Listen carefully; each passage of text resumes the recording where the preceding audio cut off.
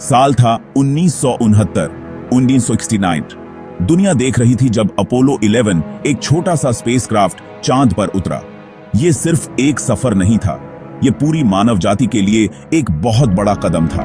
पहली बार इंसान धरती के अलावा किसी और सेलेस्टियल बॉडी पर कदम रखने वाला था।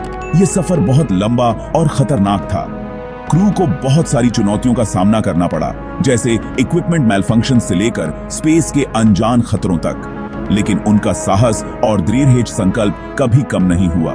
वो जानते थे कि उनका मिशन मानवता के भविष्य के लिए बहुत जरूरी था। आखिरकार 2,40,000 मील से ज्यादा का सफर तय करके वो चांद की सतह पर उतरे। नील आर्मस्ट्रॉन्ग जो मिशन कमांडर थे, उन्होंने वो आइकॉनिक वर्ड्स कहे जो आज भी याद हैं, that's one small step for man, one giant leap for mankind. Buzz Aldrin Armstrong के साथ लूनर सरफेस पर गए। दोनों ने साथ में घंटों इस अनजानी दुनिया को एक्सप्लोर किया। उन्होंने अमेरिकन फ्लैग लगाया, फोटोग्राफ्स लिए और लूनर सैंपल्स इकट्ठा किए। उनके फुटप्रिंट्स, जो 50 साल से भी ज्यादा समय से अनडिस्टर्ब्ड हैं, मानव की उपलब्धि के प्रमाण हैं। एस्ट्रोनॉट्स ने चांद की सतह को एक डेजोलेट लेकिन खूबसूरत जगह बताया। महीन धूसर धूल से ढकी हुई ये ऐसी जगह थी जैसी उन्होंने पहले कभी नहीं देखी थी। आसमान का रंग काला था, दिन में भी, और दूर से धरती दिख रही थी, अंतरिक्ष की विशालता में एक छोटी सी नीली मार्बल की तरह। चांद पर उनके अनुभवों ने पूरी दुनिया को कैप्टिवेट कर लिया। हर जगह लोग इन एस्ट्रोनॉट्स के साहस और इंजेन्युइटी से प्रेरित हुए। अपोलो 11 मिशन ने मानव इतिहास में एक महत्वपूर्ण मोड़ ला दिया, जिसने स्पेस एक्सप्लोरेशन के एक नए युग की शुरुआत की।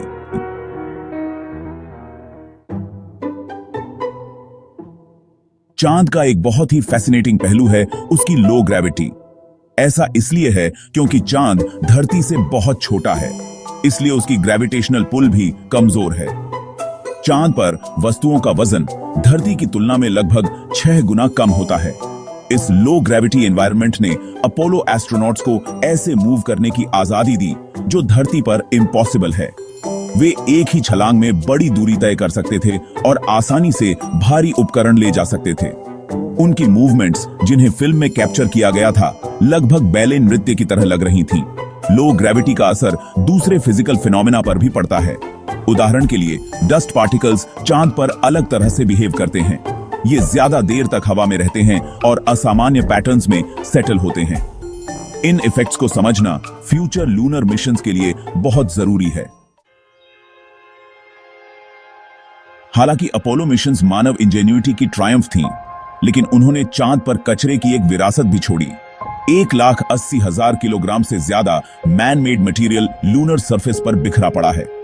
इस मलबे में डिस्कार्डेड इक्विपमेंट, खर्च हो चुके रॉकेट स्टेजेस और यहां तक कि ह्यूमन वेस्ट के थैले भी शामिल हैं।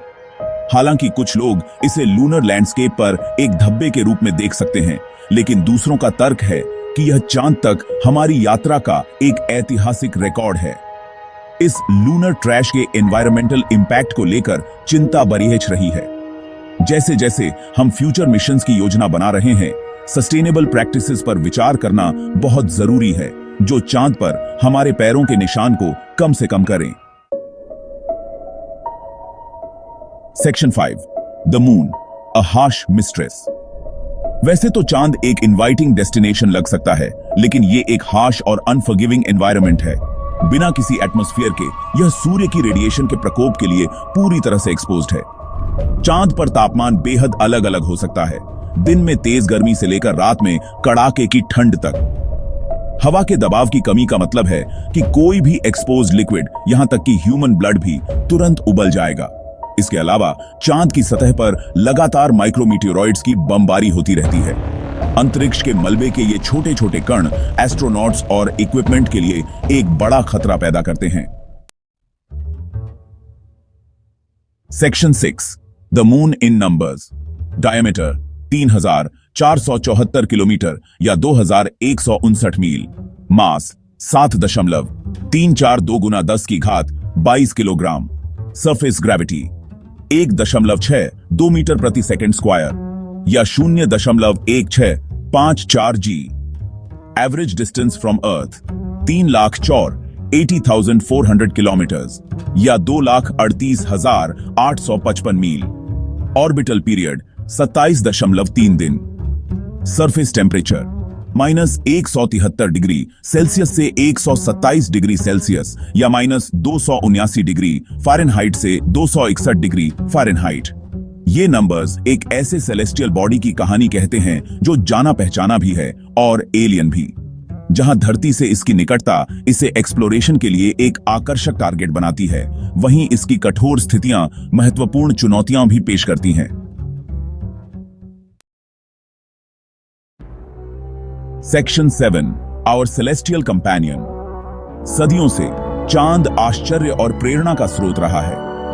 इसके रेगुलर फेजेस ने हमारे कैलेंडर्स को नियंत्रित किया है और हमारे मिथ्स और लेजेंड्स को प्रभावित किया है। यह हमारे रात के आसमान में एक निरंतर उपस्थिति है, एक साइलेंट गार्डियन जो हमारा ध्यान रखता है। चांद धरती के क्लाइमेट और टाइड्स को स्थिर करने में महत्वपूर्ण भूमिका निभाता है। इसका ग्रेविटेशनल पुल हमारे ग्रह के रोटेशन को रेगुलेट करने में मदद करता है, जिससे एक्सट्रीम वॉबल्स नहीं होते हैं जो कैटास्ट्रोफिक क्लाइमेट चेंज का कारण बन सकते हैं। जैसे जैसे हम ब्रह्मांड को एक्सप्लोर करना जारी रखते हैं, चांद के बारे में हमारी समझ का विकास होता रहता है।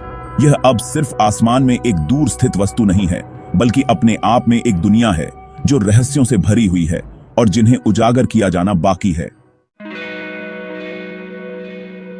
Section 8 looking to the future. आज चांद पर वापस जाने में नई रुचि देखने को मिल रही है। दुनिया भर की स्पेस एजेंसीज इसकी सतह को और ज्यादा विस्तार से एक्सप्लोर करने और ऐसे रिसोर्सेज की तलाश करने के लिए नए मिशंस की योजना बना रही हैं, जिनका इस्तेमाल फ्यूचर ह्यूमन सेटलमेंट्स को सपोर्ट करने के लिए किया जा सके। चांद हमारे सोलर सिस्टम के फर्दर एक्सप्लोरेशन के लिए एक स्टेपिंग स्टोन का काम करता है। यह मंगल और उससे आगे के लिए मिशंस लॉन्च करने के लिए एक बेस के रूप में काम कर सकता है। चांद का अध्ययन करके हम प्लैनेट्स के फॉर्मेशन और इवोल्यूशन के बारे में मूल्यवान सबक सीख सकते हैं। चांद का सफर अभी खत्म नहीं हुआ है। जैसे जैसे हम अंतरिक्ष अन्वेषण के एक नए युग की दहलीज पर खड़े हैं, चांद हमें ब्रह्मांड के रहस्यों को उजागर करने की अपनी तलाश जारी रखने के लिए आमंत्रित करता है।